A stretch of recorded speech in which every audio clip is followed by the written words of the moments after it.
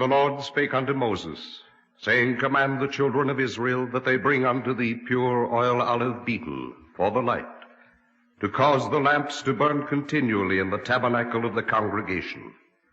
And it shall be a statute forever in your generations.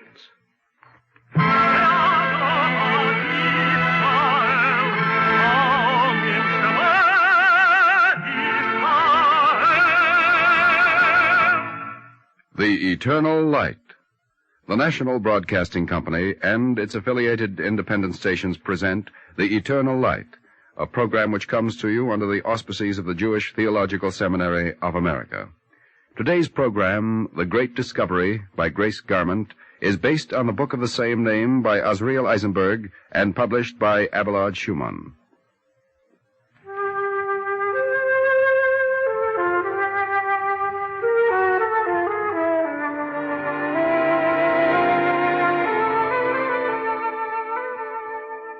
Perhaps you think there are no more great discoveries to be made on this earth, that others have done the exploring and scooped up the secrets, and closed every road to adventure but the one straight up and on to the moon.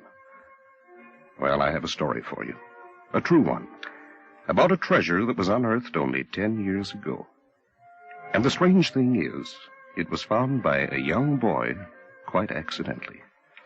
His name was Muhammad.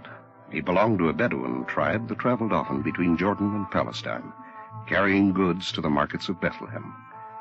The path they took went through the deserted wastelands surrounding the western shore of the Dead Sea. And often they'd stop to rest and water their livestock near the freshwater spring of Ain Feshka.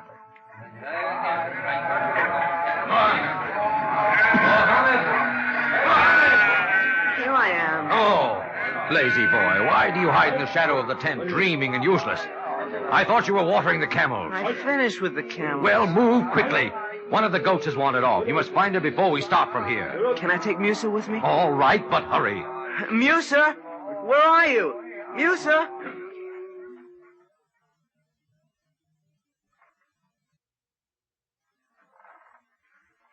I'm sick of these trips, back and forth, always the same. I'm sick of watering camels and hunting down goats. I wish I could do something big, something important. It's important to find the goat, and you know it. I want to find more than that. Musa, last night I dreamed I found a brass urn, all filled with jewels and gold. Mohammed. But then it disappeared. And so is the goat. Oh, all right.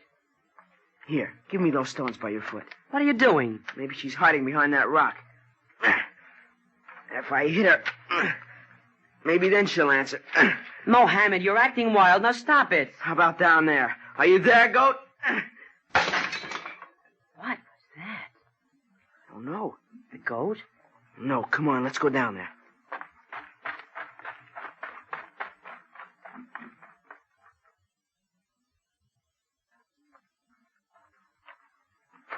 Look, Mohammed. There's an opening here. It's a cave. Of course it's a cave. Stop whispering. It's very dark in there. Yes, a perfect hiding place. For the goat? No, not for the goat. Come on.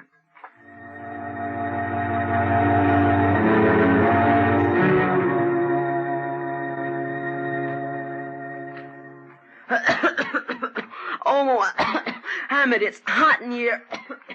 The dust is... Well, what's that? Well, what have you got there? I don't know, but it's heavy. Help me lift it. Why, it's a jug. Just a clay jug. The same as we used to carry water. And look, there are others here. Most of them are broken. Just a lot of old broken jugs. Well, this one isn't broken. There's something heavy inside. You think there's something valuable in it? I'm certainly going to lift the lid and find out.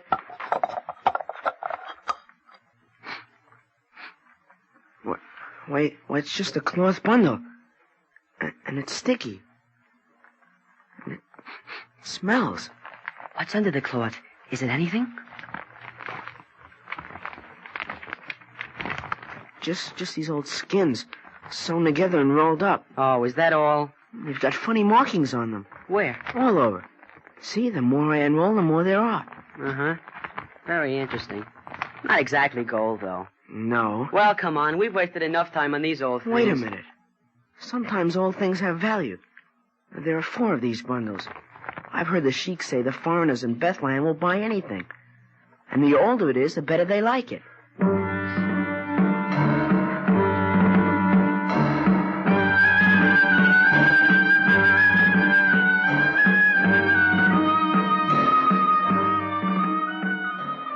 In Bethlehem the next day, the sheik allowed Mohammed to show his find to some merchants.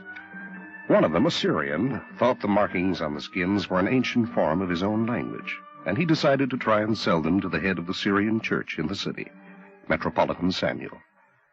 The merchant took the two boys with him to St. Mark's Monastery. Your Holiness, it's very kind of you to see me. Most kind. I thought it only fair to give you the first opportunity to see these ancient manuscripts. I assure you they are... What is it you're selling? Your Holiness, these are ancient manuscripts. Musa and Mohammed stared at the dignified Metropolitan in his flowing robes and tall black hat. He took one of the skins and began to unroll it curiously. Then he did a strange thing. Look, Mohammed. He's tearing it. Well, he tore a little piece off. And he's putting it near the candle. Oh, look, it's burning. He's blown it out. Now he's holding it to his nose. He's smelling it. A strong odor. It smells like real parchment. Oh, it is, I assure you. However, the writing is not Syrian. It is ancient Hebrew. But I... Oh, boy. Oh. I think he means you. He's looking straight at you, Mohammed. Boy, Yes, sir? come forward to me. What is your name? Mohammed. Is it true you found these in a cave near the Dead Sea, Mohammed? Well, yes. Our goat wandered off when we were at Ain Fesh for spring. We went into the cave looking for her, and we found these. They were wrapped in cloth and hidden in a jug. And you knew right away they had value. Oh, yes. Great value. How did you know that? Well, I saw the writing. Yes? I knew it must tell something important. Otherwise, why would it be hidden away like that? After all, the land around there is deserted. My whole life I've never seen anyone there, and I'm 14 years old. Oh? No, I mean, yes. I mean, if someone had something valuable to hide, that would be a good place for it. I see. I wouldn't be surprised if the writing tells where a great treasure is buried. Maybe more than one. Several treasures. I see. Thank you, Mohammed. Merchant. Yes, Metropolitan? I won't need to examine these further. No, Metropolitan. Just tell me the price. The price of the 4.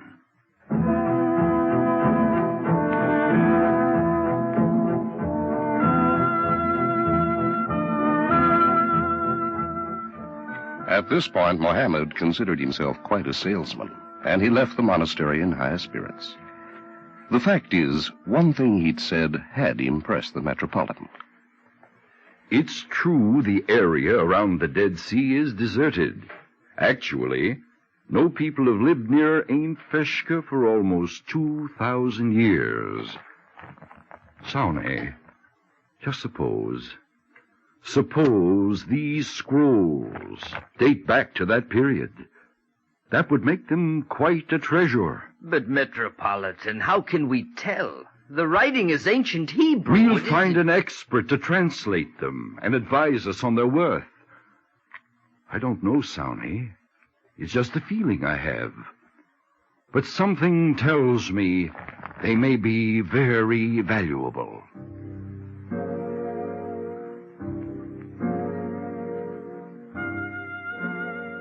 Very valuable. How the Metropolitan hoped they were. His church was poor and needed funds. But finding an expert to confirm his feeling about the scrolls wasn't easy. His contacts were limited, and the few scientists he did approach were busy elsewhere. Finally, he heard one opinion. I'm sorry to disappoint you, Metropolitan, but these don't seem of any special value to me. But, sir, look at the parchment. How old it is. Oh, yes, it's old, but old documents are no novelty in this part of the world. They turn up all the time. Most of them are just copies, later versions of the early biblical text. Now, these, I'd say they go back, 300 or 400 years. I thought they might go back 2,000 years. Oh, come now, Metropolitan. Isn't that a little far-fetched? Why, if these documents were as old as that, you'd need a trunk to hold the money they'd bring. Yes, and quite a large trunk. Well, I'll say good day, sir. Good day. And good day to you. Good day.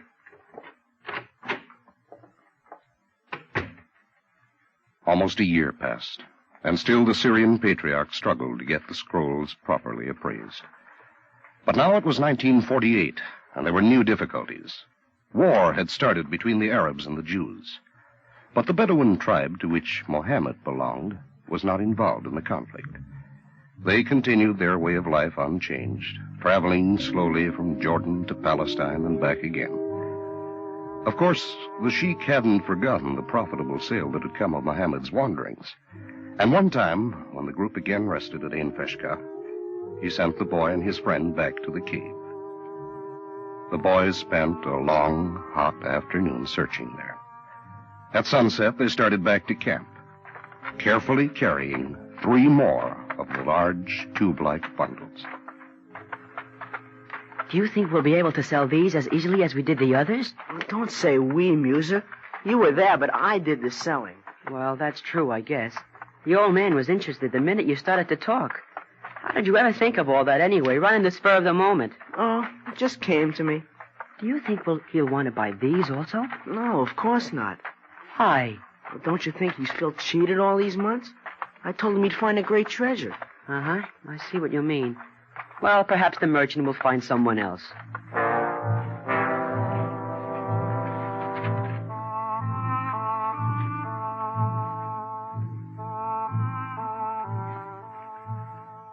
The sheik knew they wouldn't want to stay long in Bethlehem this time because of the fighting, so he sent the scrolls ahead to the merchant. When the group reached the city, Mohammed was chosen to go to the man's shop and see if they'd been sold. As he moved through the streets, Mohammed could hear gunfire off in the distance, and he glowed with a sense of his own importance and bravery. Oh, there. Ah, my young friend, come in. I've come about the scrolls. Have you found the buyer? Yes and no. Well, which is it? Well, you see, I sent a fragment from one of the parchments to Hebrew University in Jerusalem. I got word back from a Professor Sukenik. He seemed very interested, said he'd come to see the scrolls, but... But what? The fighting on the other side of the city is getting worse. I've heard there are barbed wire barricades along the road from Jerusalem. I'm afraid he may never come. Sit down, boy. Rest before you start back.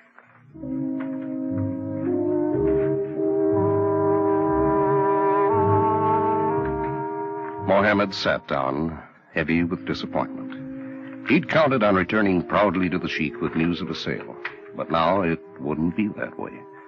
No one would journey through gunfire for a bunch of old animal skins with strange writing on them. It just wouldn't make sense. Mohammed sighed and thought of the trip back. Just then... Who is it? Sukenik is my name.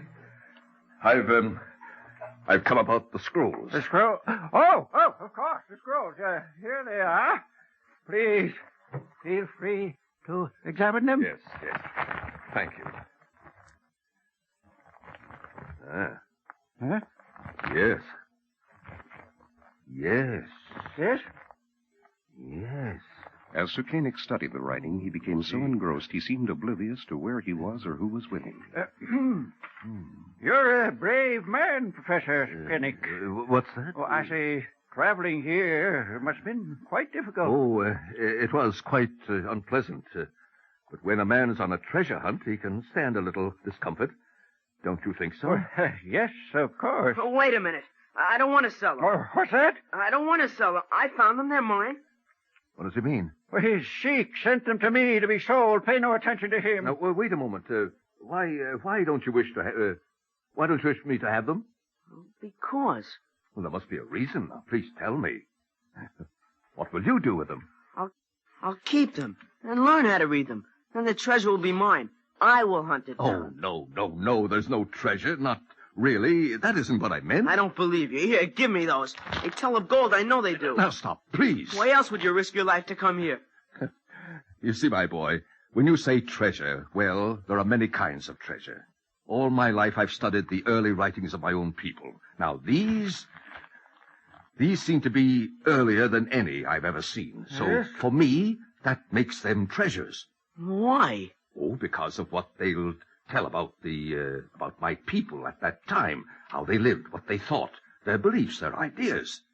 This is a very important thing. You must believe me.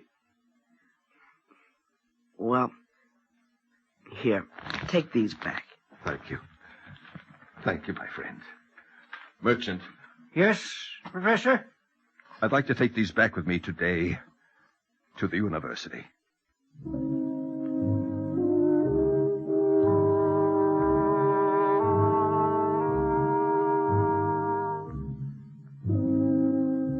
And so Professor Sekenic once more made his way through the war-torn area between Bethlehem and Jerusalem and brought the scrolls safely to Hebrew University. That evening he set to work studying them. What he found was so amazing that he felt he had to talk to someone. He hurried to the home of one of his colleagues. Oh, I'll get it. Yes? David. David, forgive the late hour, but... Professor Sekenic, come in. Is something wrong? Wrong? Well, you look dazed. I do? Oh, well, when something is so unbelievable that, it can't be, and yet it is, why, yes, I guess I am dazed. Well, let's sit down. You can begin at the beginning. A good idea. A very good idea. Professor Sekenic explained quickly about the 3 scrolls, where they'd been found and how he'd obtained them. He explained that he knew from the outset that the scrolls were of archaeological interest, but that now, after his first careful examination of them, he realized that he had stumbled onto a very great discovery. And so then, I decided to compare the writing on the scrolls with the writing on the Nash Papyrus. The Nash Papyrus. David, do you understand? But the papyrus is the oldest known Hebrew document. It goes back to 200 BCE. Yes. It's unique. There's never been... Is the writing somewhat similar? Similar? No, not similar. Identical. The formation of the letters. The spacing. I tell you, it's the same. Same? Exactly the same. But that's it. Now, David, now listen to me. I've started the translating. It's difficult. One of the scrolls is so dried out I can hardly read it. But look here. Now, here is part of what I've found so far. Behold, I create new heavens and a new earth, and the former shall not be remembered nor come into mind. But this is from Isaiah. David, our earliest record of the book of Isaiah is from the 9th century. But this copy goes back to the time of the Nash Papyrus, So actually, it may not be a copy. It may be the book as first written down, the original manuscript. David, you realize what this means. These 3 scrolls may be the most important biblical find of modern times. And the wonderful thing is, we have them right here at the university, where... You look disturbed. What is it? I just remembered something. A few months ago, while you were away, one of the men in the department received a letter from the Metropolitan of the Syrian Church in Bethlehem. In the letter, he said he'd recently purchased some scrolls from Arabs, scrolls that had been found in a cave near the Dead Sea, that the writing on them was Hebrew, and he thought they might be quite ancient. He wanted one of us to come and see them, but at the time, you were away and the rest of us were quite busy. And then the war was... Well, don't you see, we let it slide by. I see. Professor Sekenic, suppose the Metropolitan scrolls are part of the same find as the ones you have. Could that be possible? It could be. Quite possible. In that case, I don't know what to say. I really don't. David, now, no one could have guessed what these scrolls would turn out to be. Not you or myself or anyone. Now, this is no time for regrets. We've got to move quickly. First, we must find out if the Metropolitan scrolls really are part of the same find. If they are, well, the next thing is to raise the money to purchase them. Raise the money to purchase them. This soon became a pressing necessity. For when Professor Sekenick learned that the Metropolitan Scrolls were indeed part of the same find, he was determined to acquire them for Hebrew University. But he realized that the Metropolitan, who now knew the value of his scrolls, would want a large sum for them. Sekenick was aware that the meager sums he might raise personally would never be sufficient. Therefore, he decided to appeal to the Executive Council of the newly formed State of Israel for the necessary funds.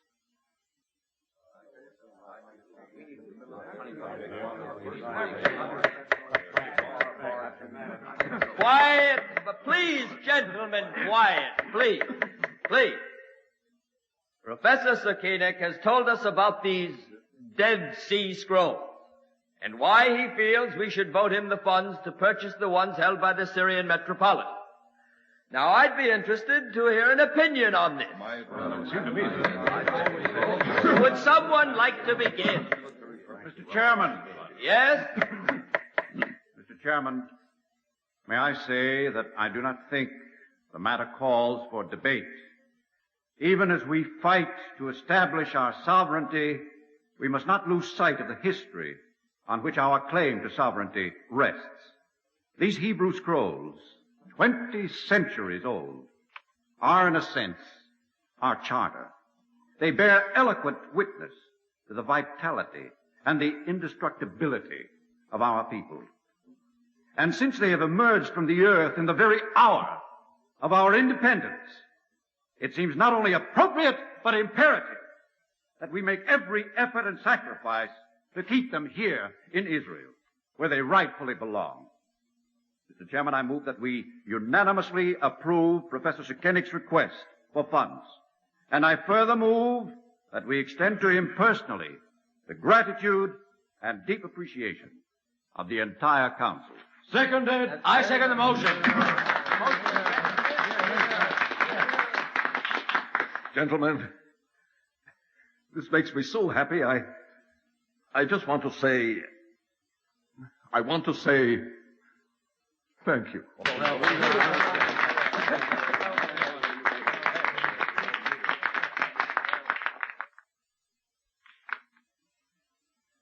Now, if this were a made-up story, we could have a happy ending right here.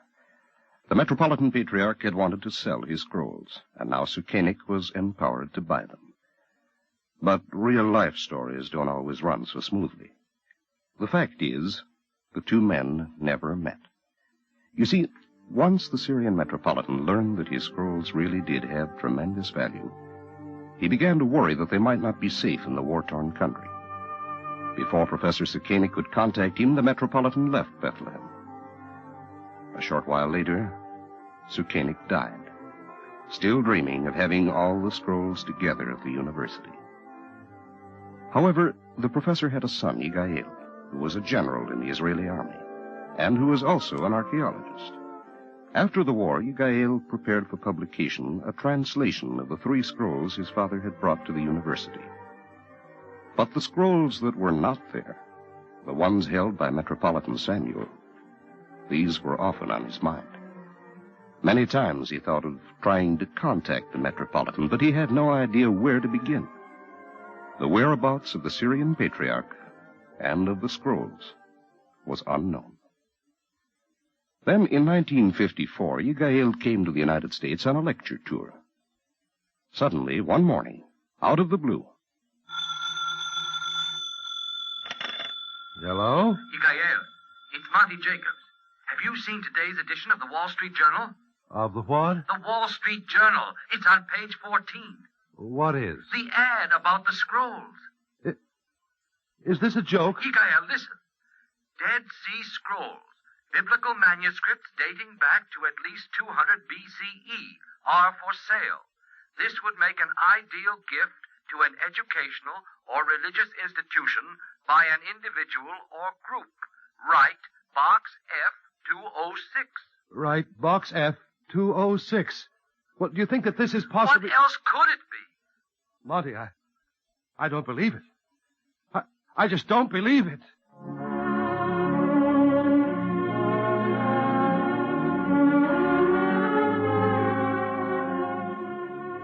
Now, 6 years later, came the happy ending. Through an inconspicuous little box ad in a New York newspaper, the precious scrolls were finally located. Representing his government, Yigael paid the Syrian Metropolitan $250,000 for the scrolls, made possible through a gift from an American, Samuel Gottesman. Then he arranged for their safe return to Israel.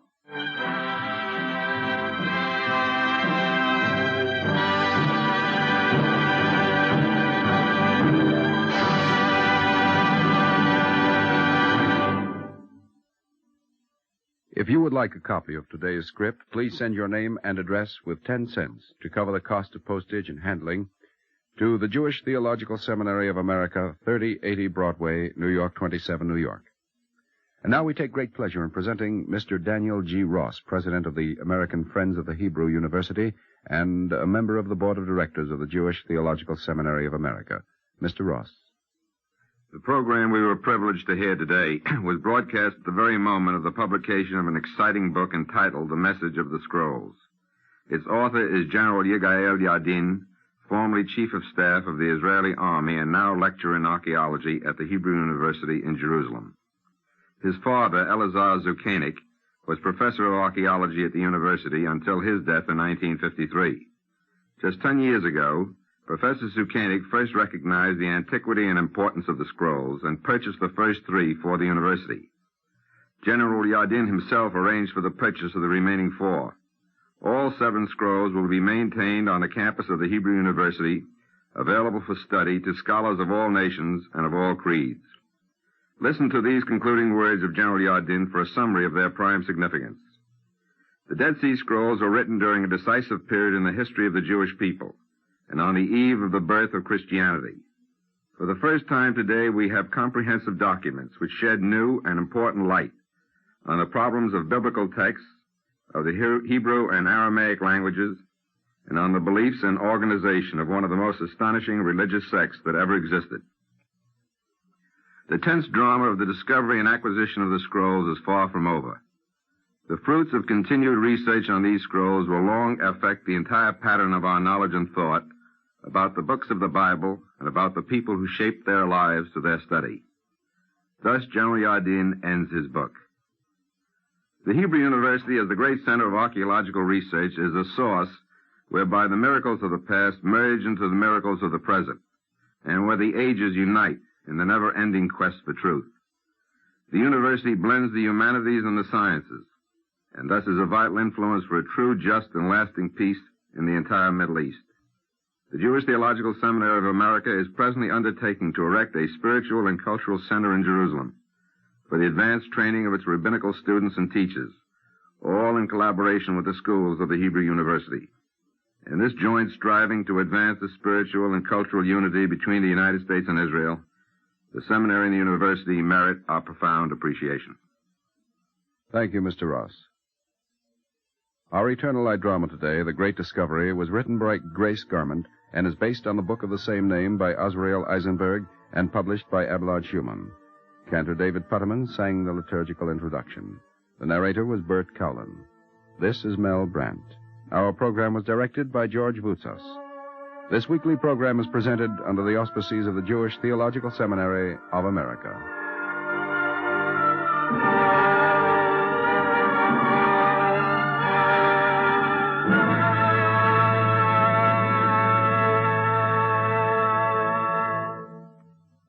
This is the NBC Radio Network.